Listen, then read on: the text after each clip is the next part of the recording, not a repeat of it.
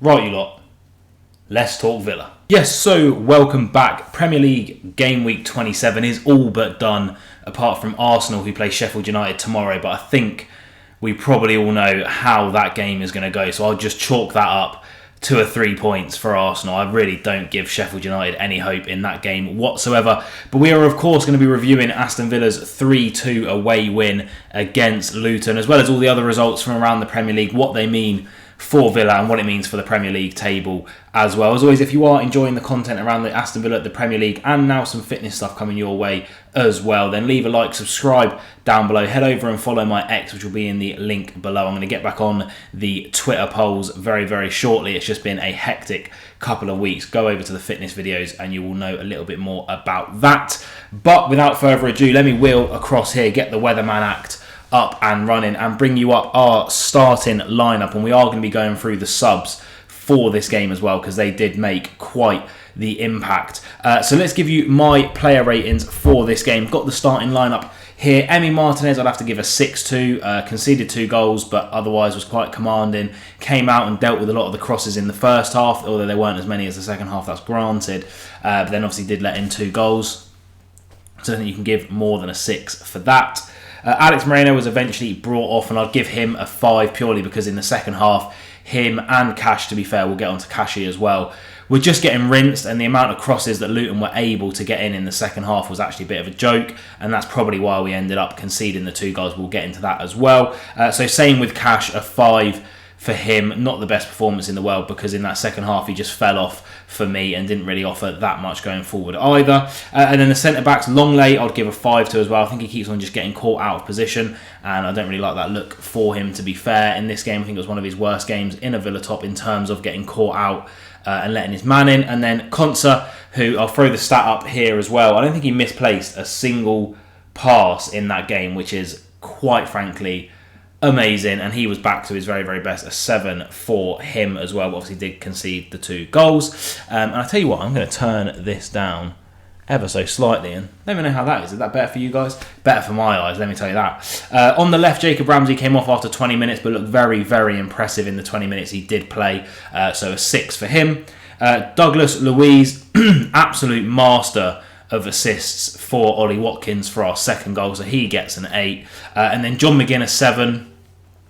Just doing what John McGinn does, an absolute workhorse. He's everywhere, he's dragging the team up, and a solid all-round performance for him again. And then moving on to the right, Leon Bailey, again a constant threat for Aston Villa. He's a constant threat in every single game we play. He's absolutely smashing it at the moment and got another assist for Ollie Watkins' first goal. And then up front, Tielemans, a little bit of a quieter game for him, to be fair. He can't do it every single game, I guess, but didn't really put too many feet wrong. So a 6 for him. And then my man of the match, of course, I think he's going to be everyone's man of the match. Ollie Watkins got 2 more goals, a lovely header, a perfect finish after a good first touch. I don't know what the aliens have done to Ollie Watkins, but they've made him have a half-decent first touch now, and I don't like it. And as you can see from the title, he has to be in the contention for Premier League Player of the Season. 16 goals, 10 assists, a player who everyone doubted. And like he said in that Instagram DM, you know nothing, because he is smashing it. Should 100% be one of the first names on Gareth Southgate's list of players to go to the Euros, and should definitely be in the conversation for Premier League Player of the Season. And then we get on to the subs. Luca Digne came on and got an absolutely crucial goal. We really, really needed that goal, and to win this game in like the 88th minute, definitely gets an 8 for me off of that goal alone. Diaby, a fantastic ball for the Digne goal as well, gets himself an assist and actually looked like a bit of a threat every time he came on. He got the ball in acres of room and he was running, making dangerous runs off the ball, as well as good passes, and obviously the great cross for the assist. So a 7 for him. And then, did I even say what I'd give Watkins? A 10, obviously.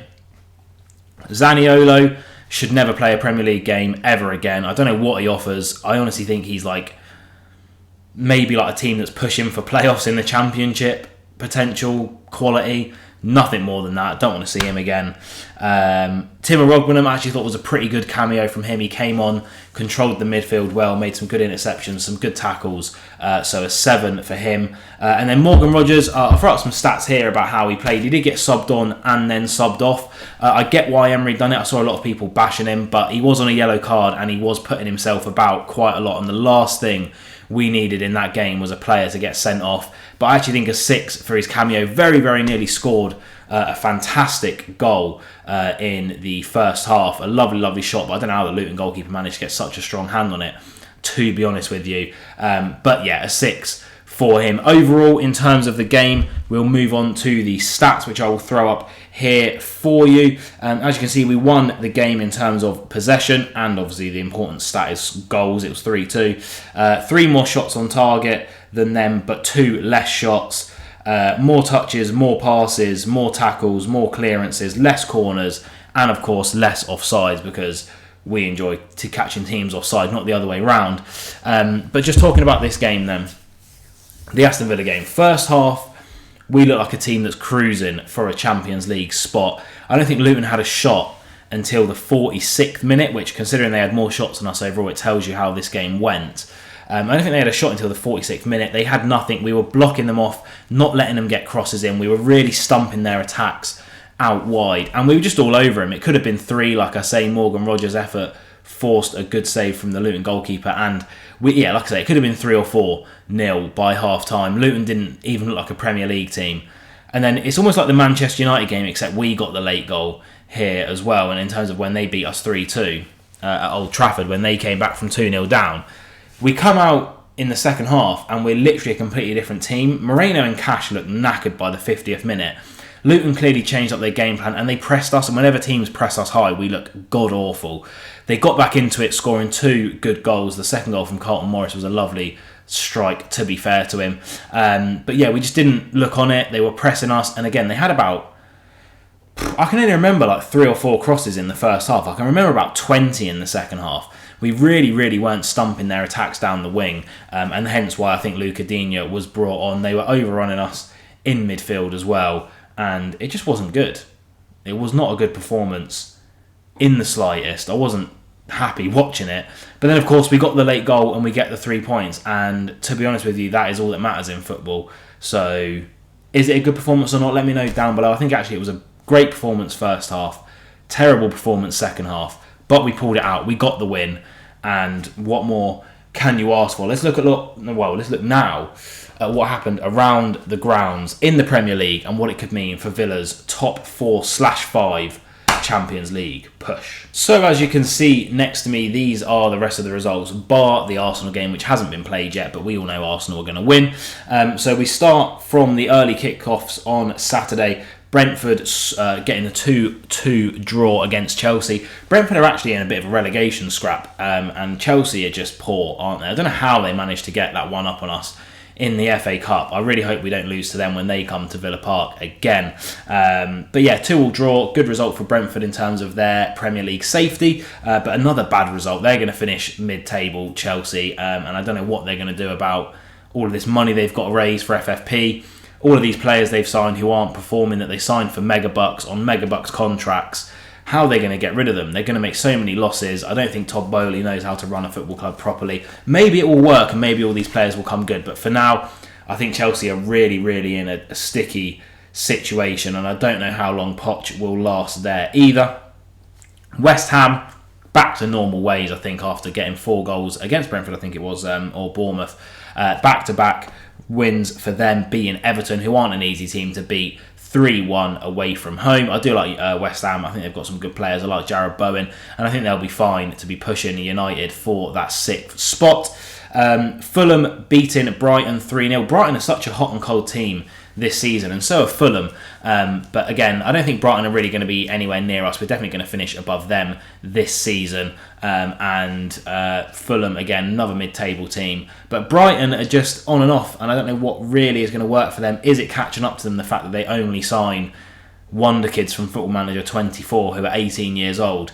Maybe they need to invest in a couple more superstars. People like, is it Ewan Ferguson or Evan Ferguson? Not really performing this season either. Maybe he is not the player that they were hyping him up to be. And same with Matoma, hasn't really performed in the second half of the season. So I do wonder where Brighton go from here. Newcastle getting a good 3-0 result over Wolves. Wolves not an easy team to beat. I think everyone's finding that out this season. And Newcastle seem to be back to playing good football again. Isak getting back on the score sheet, which will be huge for them. But again, I don't think they're going to finish above us this season. But nonetheless, a good 3 points for them. Well done. Howie, the lads. Liverpool getting a controversial 1-0 win over Nottingham Forest, scoring in like the 99th minute of 7 minutes added time. Konate went down with a head injury. Should the game have been automatically stopped? There was discussion of who the ball should have been thrown back to in the build-up. A lot of anger around that game. People are saying that it's just the Premier League making sure that Klopp gets his story written. And sometimes when you see things like that, it is hard to disagree, because I think if Villa conceded that goal, we would all be absolutely fuming. Spurs 1-0 down to Crystal Palace until at the 70th minute, but they are showing the fight, which is going to make them worthy contenders for this battle for 4th and 5th that we're having with them, as they came back to win 3-1, back to full strength with the likes of Maddison and Son. We play them next. It's going to be an absolutely interesting game to watch, and I hope a barnstorming game as well, followed up by Aston Villa's 3-2 win, of course. Moving on to today's results, so as I record this, it is Sunday. Bournemouth and Burnley. Bournemouth win 2-0. Burnley are going to get relegated. We all knew that was going to happen. And then Manchester United, despite going 1-0 up from a Marcus Rashford screamer, who then turned into Lukaku with Timberland boots after his goal, and really looked like a terrible, terrible player. But Man City are being Man City at the moment and look absolutely fantastic, and managed to scrape a 3-1 win out of the clutches of defeat. I say clutches of defeat, they scored in like the 55th minute to make it 1-1, but still, they were 1-0 down, they fought back, and they dominated Manchester United in that game, and got a 3-1 victory, which again is good for Villa, because it opens up a bit of a lead in the table, which I bring up here. Now, Liverpool remain top by 1 point over Manchester City. Arsenal move 3 points, they're 3 points above us. They're going to probably move 6 points above us tomorrow when they beat Sheffield United. We remain on 55 points, 5 points against Tottenham, who do have a game in hand against us. But if we beat them, that moves to 8 with a guaranteed 5 next week, which is a nice 2-game cushion. And then United are now 11 points behind us, so we can kind of forget about them for a few games. You look at the goal difference, it's as good as a 12-point lead, because, a 24 goal difference between the two teams. It should be pretty easy to not let that go to waste. West Ham 2 points behind Manchester United, and Newcastle 2 points behind West Ham make up the rest of the top 8, which I think is definitely where we're going to finish. Minimum will be top 8. I think we are going to get either 5th or 6th in the end. I hope not 6th, because we really shouldn't let this lead go. But Tottenham, for me, are a very good team, and I think we need to up our levels in terms of consistency a little bit going forward. And then I added Brighton and Wolves in there. Again, I don't expect us to finish anywhere near the depths of 9th or 10th, but just interesting to look at where teams are, because Wolves have really had a bit of a resurgence in the second half of the season. But that is Premier League game week 27. Should Ollie Watkins be in the talk for Premier League player of the season? Can Aston Villa finish 4th? Tell me down in the comments below. As always, guys, I will see you on... When are we playing next? I think we're actually playing on... it's Ajax, isn't it? Oh, we're off to the Netherlands midweek, so I'll see you for a match preview probably on Tuesday or Wednesday. But until then, up the Villa, be kind to everyone, and let's get that 4th spot.